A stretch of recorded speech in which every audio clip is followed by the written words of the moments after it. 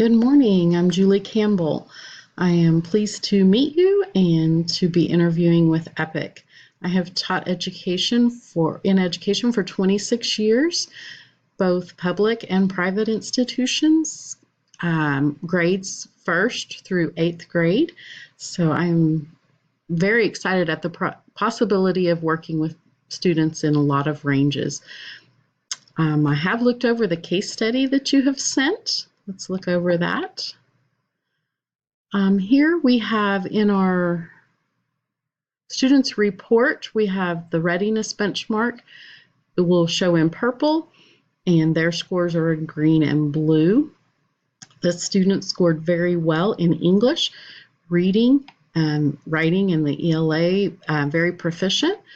It looks like we lack a little bit in math and then science and then the STEM with everything together. So let's move on down to some detailed reports. One of the first things I would start with would be algebra. It looks like it's very close. The student is showing proficient in being prepared for higher math, number and quantity, so it's probably very accurate. Looks like they aced all of those. Functions went very well, so we're going to shore up algebra first and then move on into geometry and then statistics and probability, then bringing up integrating essential skills modeling.